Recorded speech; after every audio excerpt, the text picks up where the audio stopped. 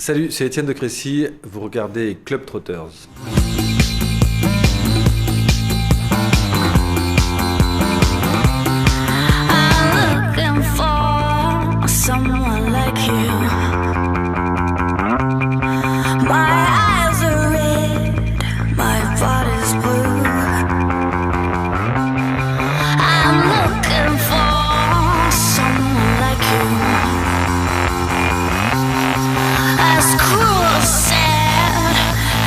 Alors on va commencer directement avec la première musique.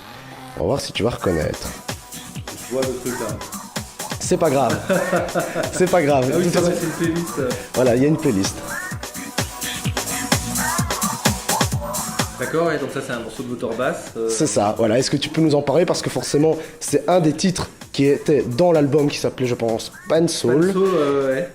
Effectivement, le disque est sorti assez tôt. On avait commencé à faire la musique assez tôt et à utiliser en fait la particularité. En fait, c'est que avec Philippe, quand on a commencé à faire la musique, on utilisait vachement les samples.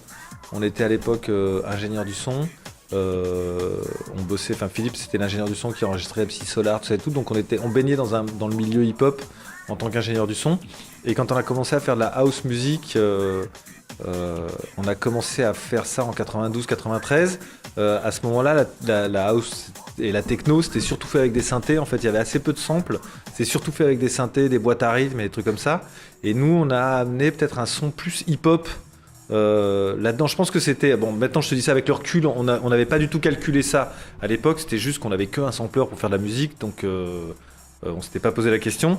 Mais effectivement, c'est peut-être ce truc-là qui a amené une sonorité un peu différente, et c'est peut-être la raison pour laquelle les Anglais et les Américains sont tout d'un coup tournés vers, quand les premiers maxi sont sortis, ils se sont dit tiens, il y a un truc, on avait déjà eu des super reviews sur les deux premiers maxi motor bass, et voilà, et après le truc là, le Pan Soul, c'est vrai qu'au moment où on l'a sorti, c'était Philippe qui avait eu cette idée là. Au début, on voulait faire un double maxi et tout d'un coup, il a dit mais c'est pas un double maxi, en fait c'est un album. Et c'est vrai qu'à l'époque, dans la musique électronique, il n'y avait pas tellement d'albums, c'était une culture très maxi. Et le truc qui était un peu, qui a l'air hyper normal, tu fais de la musique, tu fais un album. Pour nous, c'était une révolution. Je me souviens quand il a dit ouais mais il faut qu'on fasse un album. Moi j'étais là genre mais ouais un album, c'est trop cool. Ça semblait complètement fou en fait. Donc voilà un peu peut-être les deux raisons pour lesquelles le disque il a marqué.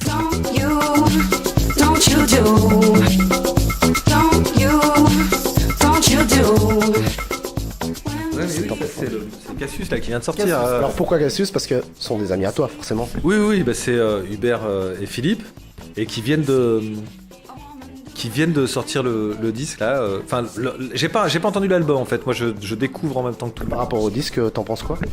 On retrouve le Cassius. Ah ouais, c'est hyper leur son.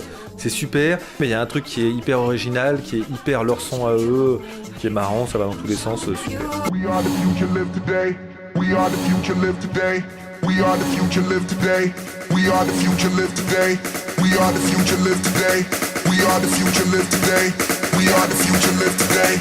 We are the future. Alors là, j'entends la montée de caisse claire, j'entends la voix, tout ça et tout, j'aime bien, hein, c'est assez cool. Et alors, Ça va ouais. J'attends que ça pète et je te dis qui c'est. Non, je suis hyper mauvais en blind test, hein. Je te l'ai dit avant le... Ouais, c'est parti. Ouais. Alors c'est Axwell.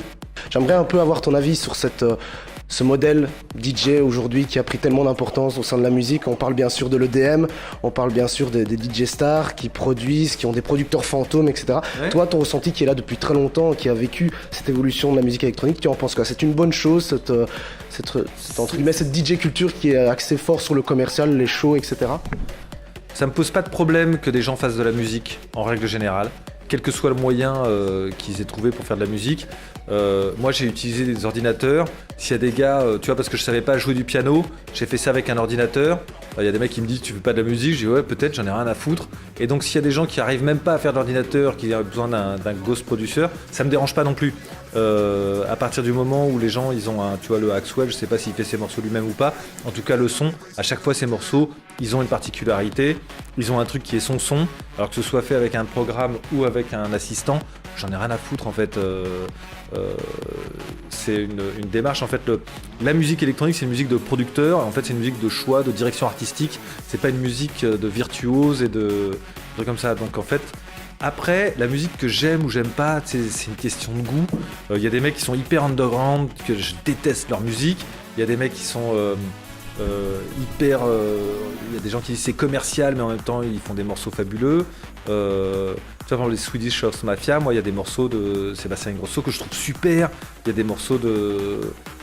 Tu vois ce que je veux dire, ils sont capables. Donc j'ai jamais de haine et ça me dérange jamais que les gens fassent de la musique.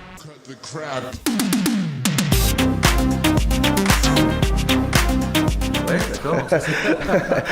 Ton premier morceau de l'album Super Discount 3. C'est effectivement, en fait, alors c'est assez marrant parce que c'est je me suis rendu compte là il y a pas longtemps que l'album Super Discount 3, l'ordre que j'avais mis de l'album, et il était pas super bien, je l'ai refait.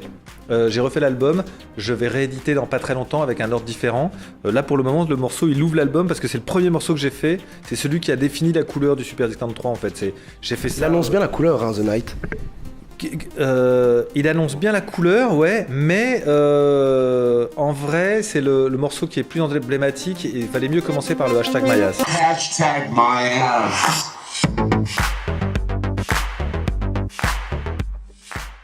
La nouvelle version du Super Discount 3, il commencera par le hashtag #MyAss, qui est plus, qui introduit plus naturellement dans l'album. Moi, je l'ai fait très très rapidement en fait. Le disque, justement, le Cut the Crap est sorti, j'avais pas encore tous les morceaux mixés.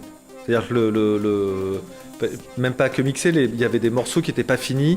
J'avais des morceaux par exemple avec Kilo Kish, je n'avais pas encore chanté sur le morceau quand j'ai sorti le premier maxi. C'est un album qui a été sorti dans un rush absolu, dans une urgence absolue. Et c'est vrai que le Cut the Crap, au bout d'un moment, j'ai fait l'ordre de l'album très vite. Comme c'est le premier morceau que j'avais fait, je me suis dit je le mets en premier. C'était un peu bêta.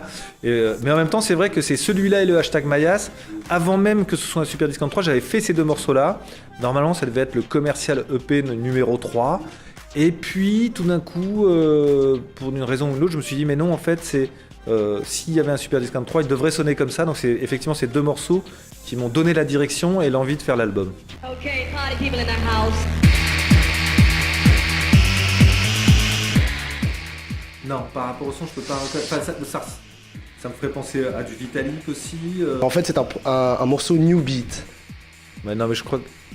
En fait, je pense qu'il m'est familier ce morceau. Moi, j'ai découvert la musique électronique justement au début des années 90 dans les raves. Et donc en fait, c'est assez marrant parce que c'était effectivement les raves. Elles sont arrivées après. Elles n'auraient pas pu arriver sans la New Beat en fait, sans ces soirées-là avant. Et en même temps, c'est vrai que au moment où c'est arrivé, il y avait un côté plus underground. On était dans des hangars, on n'était plus dans des clubs en fait. C'était enfin à Paris en tout cas. Autant le truc New Beat, il avait été. Moi, j'étais passé à côté. Je pense que j'étais trop jeune en fait.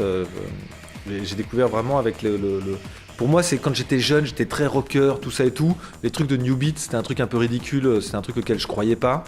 J'ai découvert la musique électronique un peu plus tard en fait. Surtout que la New Beat, il y avait aussi tous les costumes, les smileys, etc. Il y avait les costumes, il y avait les smileys, il y avait tout ça et tout. Et c'est vrai que moi, étant beaucoup plus dans les trucs rock, c'est un truc auquel je m'identifiais pas du tout. Je comprenais pas le principe.